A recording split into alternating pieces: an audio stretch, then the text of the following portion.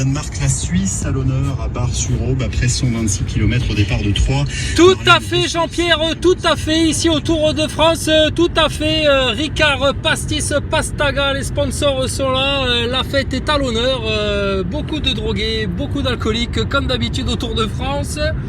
Alors on parle de ces coureurs qui déclarent que les poumons leur brûlent, que ce n'est plus comme avant depuis qu'ils se sont fait injecter. Non, on n'en parle pas de ça. Ah, je sais pas, moi j'ai entendu des coureurs cyclistes qui disaient ça. Ah, qui disaient, ah ouais, c'est plus comme avant, on suffoque, on a du mal, etc. Là, apparemment c'est lié à un truc qu'ils auraient pris en intramusculaire.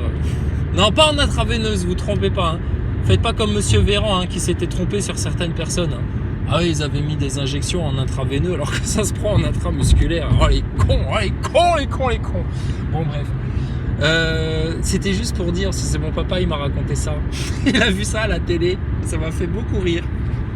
Il paraît que Véran, il s'est pris une quenelle. Oh là là, il savait plus où se mettre. Parce que il est venu faire le malin sur un plateau de télé pour parler de la gauche. Si je me trompe pas, apparemment, il parlait de la gauche. Et il a voulu faire le kékos. Et Véran, il a dit, ah mais vous savez, la gauche, c'est comme une pastèque. Alors moi, du coup, on m'a dit pastèque, j'ai tendu l'oreille. J'ai dit, ah, pastèque, tomate pastèque. Il y a un petit lien à faire de nouveau entre le Covid et la station spatiale, c'est marrant. Alors Véran, il a dit, la gauche, c'est comme une pastèque. C'est vert à l'extérieur et c'est rouge à l'intérieur. Et il était tout fier, hein, Véran. Il paraît qu'il était, tu sais, il bombait le torse, etc. Il se prenait pour, carrément pour, au moins pour Einthoven, quoi. Au moins pour Raphaël Einthoven, tu vois. Il se prenait vraiment pour un grand philosophe en étant sorti ça. Et le journaliste, même pas un journaliste dissident, hein, une misérable pute du mainstream, hein, une journalope comme les autres. Hein. Et il lui a dit, vous savez, Monsieur Véran, qui est celui qui a sorti exactement la même phrase que vous, le dernier qui a sorti ça en parlant de la gauche, qui était verte à l'extérieur et rouge à l'intérieur. Alors Véran, il a dit non, je ne sais pas. Je lui ai dit, apparemment c'était Jean-Marie Le Pen. Oh mais Véran, il a répondu, il a dit oui mais moi je ne suis pas un nazi. Oh putain, ils sont trop forts. Oh là là, mais que j'aurais, viens là, Olivier, viens ici, au pied clébard, j'ai envie de te faire un bisou. Ah, comme un chien laid, un chien boiteux. Oh, qu'est-ce que t'es ridicule, Véran. Porte-parole, le mec qui porte la parole du gouvernement. Ça va, c'est pas trop lourd à porter, vu les tonnes de mensonges que vous accumulez les uns sur les autres, sur vos épaules. Vu comment vous vous couvrez de honte et de ridicule. Vu comment tous vos plans se font baisser le froc, là, maintenant, de plus en plus par les Français. Mais je sais pas, mais arrêtez tout. Sérieux, pourquoi vous vous obstinez ? C'est incroyable, hein. C'est des mecs à qui on a offert le repentir, là. Il y a quelques mois en arrière, voire quelques années en arrière. Mais plutôt que de lâcher les armes et de dire, bon, effectivement, là, l'humanité est en train de se réveiller, il se passe un truc, bon, faut qu'on arrête. Ah non, les mecs, ils s'obstinent. Et quand tu leur mets le nez dans leur caca, ils se vexent. C'est ça qu'on reconnaît, les gros connards. Et les connasses aussi. Ah, il y a aussi des connasses. Oh la vache, les gens qui n'admettront jamais leur tort, les gens qui ne pardonnent rien, les gens qui s'obstinent dans leurs conneries et qui se font du mal à eux-mêmes en fait. Punaise, vous souffrez les gens comme ça. Mais vous... Bande d'hypocrites que vous êtes. À porter des masques tout le temps, toute la journée. Mais franchement, vous en avez pas marre. À vouloir jouer au plus fort, à celui qui cédera le premier. Mais arrêtez ça, sérieux. On ne cédera pas, on ne pourra pas céder parce que nous on a dit la vérité. On était gentils. On n'a rien fait de mal en fait. Mais il y en a, ils nous en veulent. Et alors là maintenant Véran il en veut à la France entière. Parce qu'il a sorti une énorme connerie à la sauce pastèque. Et que ça lui est retombé dessus. Qu'est-ce qu'ils sont honteux. C'est ridicule. Moi je me marre moi. Moi, j'entends ça, j'éclate de rire. Franchement, je suis content. Parce que je me dis, ah tiens, il y a un ticket à faire là. Véran qui joue à la pastèque. Qui dit Covid dit fraude de science. Qui dit fraude de science dit fraude de la NASA. Ah, aujourd'hui, ça c'était trop fort. J'arrive au boulot. Alors tu sais, on a une terrasse, etc. Il y a des bancs, tu sais, pour pique-niquer et tout. On est bien, hein, franchement, on est bien. Hein? Ah, le travail, c'est la santé. Non, mais tu sais, on arrive au boulot, on siffle, quoi. Et puis, tu sais, moi, je me fous assis à une place à l'ombre, etc., à côté de deux mecs que je connais pas, tu sais. Puis, je leur dis, ça va, ça se dérange pas, je m'assois à côté de vous, là, s'il n'y a pas d'ombre et tout. Ouais, vas-y. Puis, les mecs, ils discutaient, tu sais. Alors, je sais pas, ils parlaient des lois de Newton et tout. Il dit, ouais, mais il y a quand même des choses incohérentes, il y a des choses, je trouve pas ça normal et tout, machin, tu sais. Je me retourne, je dis, ah, ça a l'air intéressant, votre conversation, là. Et il parlait du spatial, en fait. Oh là là. Alors j'ai dit, mais tu sais que moi je suis un spécialiste de ça, je fais des vidéos sur YouTube où je dégomme la NASA comme de la merde, parce que c'est de la grosse daube. Et je lui ai dit, est-ce que tu crois que l'homme est allé sur la Lune, toi? S'il est en train de tartiner un autre mec, tu sais. Alors je le connais pas, mais je pense que ça va devenir un bon copain, hein, parce qu'on n'est pas aux mêmes horaires. Enfin bon bref, je vais pas te raconter ma life. Mais bon, alors c'est juste une mission d'intérim comme ça, vite fait quoi. Et donc, mais je pense qu'on va être bien copains avec lui. Et donc je lui dis, est-ce que tu crois que l'homme est allé sur la Lune?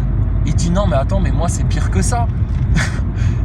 Je me dis, moi je me pose surtout la question, c'est de savoir en fait la poussée dans le vide. Parce que tu sais, action-réaction, quand tu te propulses sur des particules, je veux bien, ça fonctionne. Alors il donnait l'exemple d'une paille, tu sais, dont tu souffles l'opercule comme ça, il dit c'est parce que les molécules d'air s'accumulent, etc. Et qu'au bout d'un moment, l'opercule de ta paille est chassé. Alors je l'écoutais comme ça, je disais oui, tout à fait. Alors l'autre qui était en face, tu sais, bon, il était un peu dubitatif, tu vois. Mais du coup, alors moi je suis venu appuyer son discours, tu sais. Je dis ouais, tout à fait, effectivement, la poussée dans le vide, hein, c'est étonnant quand même. Hein. Il dit mais ouais, action-réaction, mais sur du vide, comment ça peut fonctionner? Oh, j'ai dit mais c'est incroyable. Et alors je dis mais tu sais que donc l'homme est pas allé. Il me dit non, l'homme n'est pas allé sur la Lune, c'est de la connerie et tout.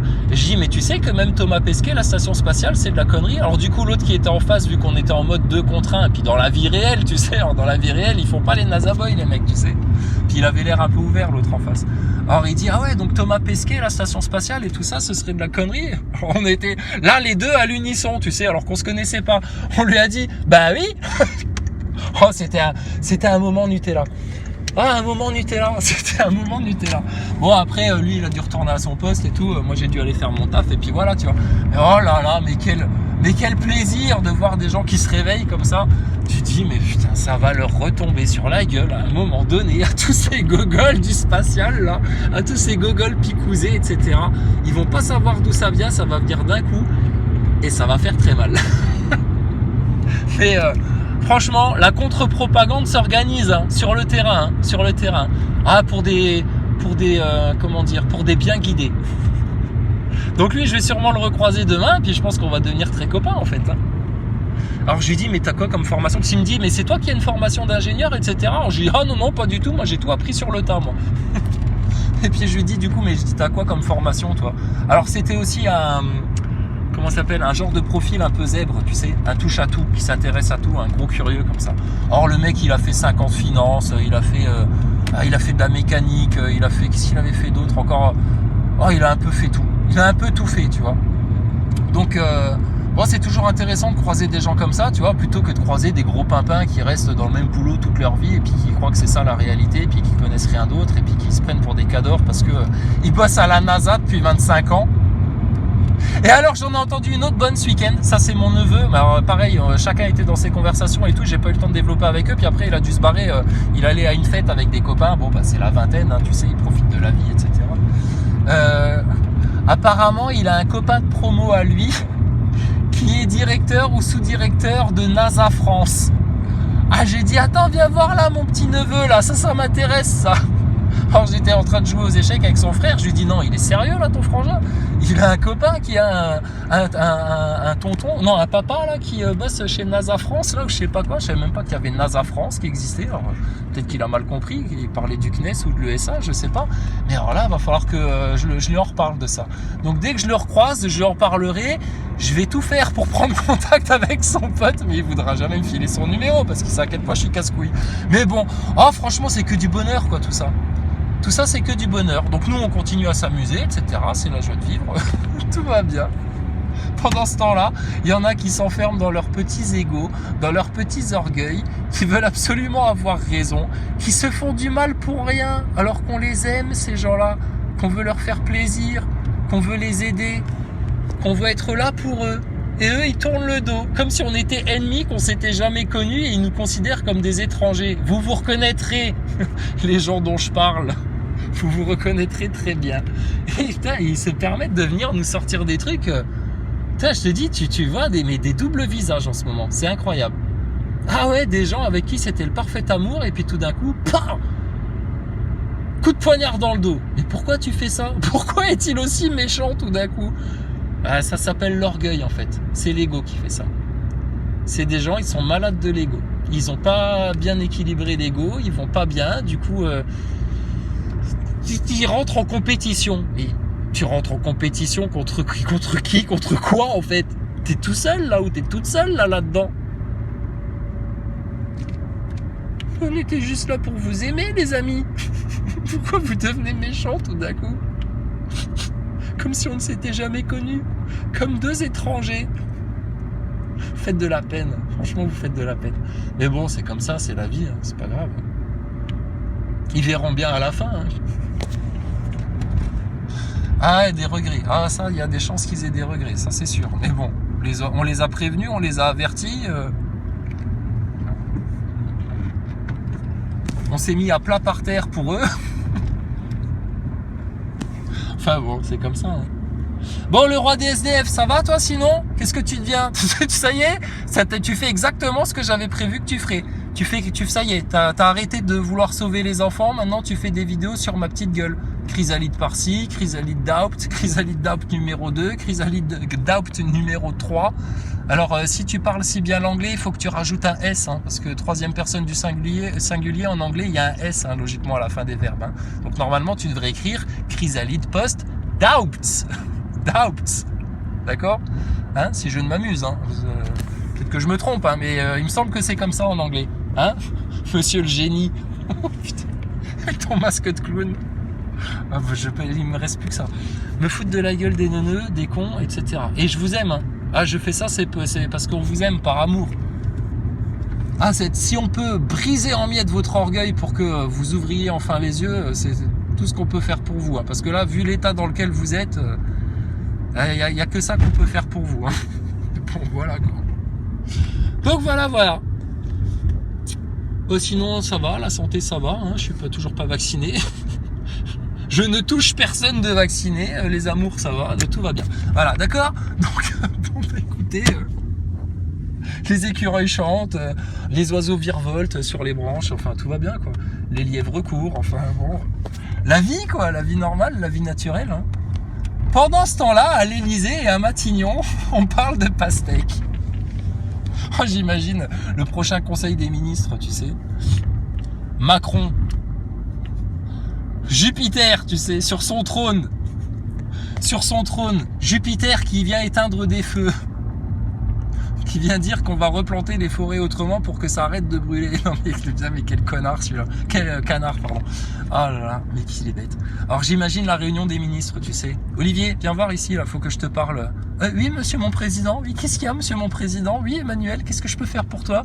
Tu veux que je te suce la teub encore une fois? Tu veux que j'aille te chercher de la coke? Qu'est-ce que je peux faire pour toi? Non, calme-toi.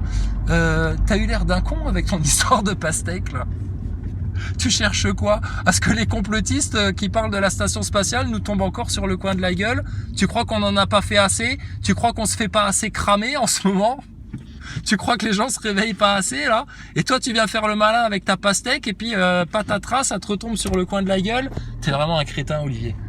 Oh pardon, excusez-moi votre éminence, excusez-moi, ma biche, mon adjudant, excusez-moi. Qu'est-ce que je peux faire pour me rattraper? Qu'est-ce que tu peux faire pour te rattraper? Bah écoute mon gars, t'as 1 mois et demi pour me picouser tous ces hétérosexuels et leur faire croire qu'ils ont attrapé la vérole du singe. Oui, la variole, c'est pareil, ta maladie d'homosexuel là. Va les picouser, bordel. Regarde Brown comment il fait, il est bien obéissant lui. Ouais, Brown c'est un mec de chez nous. Ah, c'est un mec du CHU de Metz. Ah, une pétasse de franc-maçon. Ah, j'ai aucun remords à le dire, hein. C'est une sale pute de franc-maçon celui-là. Et alors lui, qu'est-ce qu'il est en train de faire? Bah il est en train de... Alors ils ont pas assez injecté les gens, donc là maintenant, bon bah... Les enculés ont attrapé la maladie du singe. Mais c'est normal. Ils se tapent dans le fion. L'homosexualité est un vice, un sale vice, qui va vous mener droit en enfer. Qu'est-ce qu'il y a? C'est intolérant de dire ça? J'en ai rien à foutre. Je pisse sur le LGBT. D'accord? Tu comprends ça? Je vous emmerde les LGBT. Les homosexuels, enculez-vous chez vous, mais ne venez pas nous casser les couilles. D'accord? Si vous êtes des dégénérés du cul, c'est votre problème. C'est malsain ce que vous faites. Un anus, c'est pas fait pour enfoncer un phallus dedans. Point barre. J'ai le droit de penser ce que je veux. Vous avez le droit de vous enculer entre vous. Pas de problème. D'accord? Donc les choses, elles sont claires. Et alors, Monsieur Brown, alors lui, il voudrait injecter tout le monde. Là. C'est quoi cette histoire-là? Ah là là. J'ai l'impression que ça va pas passer comme avant, hein, votre histoire de picouse. Ça passe plus. Ça passe plus. Ah, même auprès de ceux qui ont pris 3 doses et puis qui ont encore attrapé le Covid et puis qui continuent à planer là en apesanteur là dans leur esprit, ça ne passera plus. Et si ça doit passer, ce sera forcément au forcing.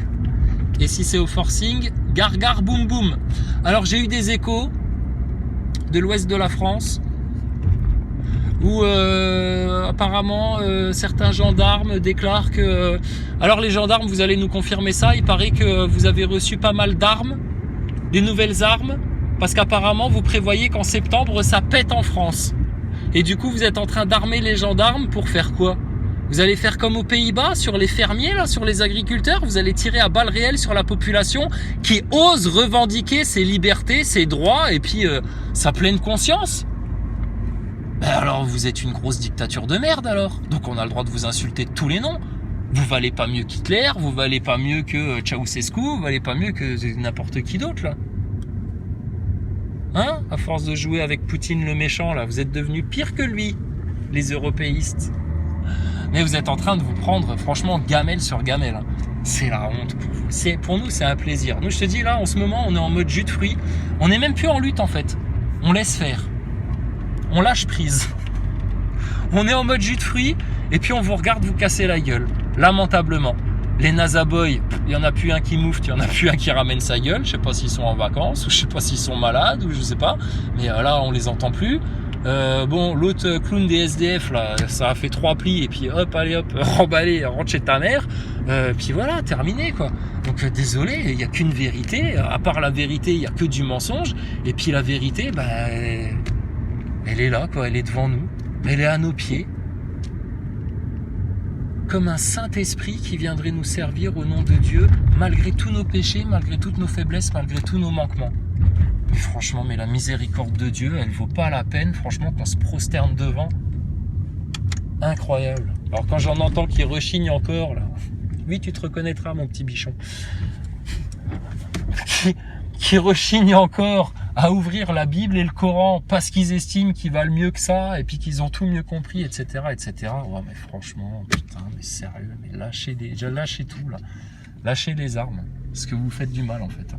Bon, voilà, je suis arrivé à destination, hein, Houston à la base. Donc, écoutez, bon courage à tous. Hein.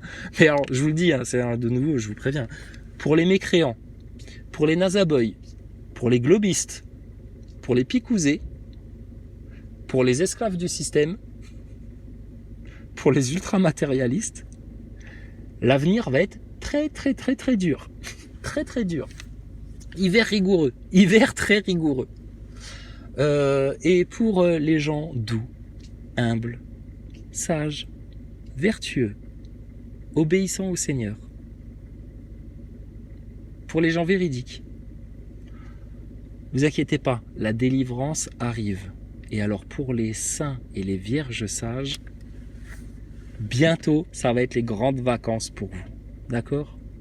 Donc à tous les croyants, persistez dans la prière, persistez dans la prosternation, persistez dans la gratitude envers notre Seigneur et tout se passera bien.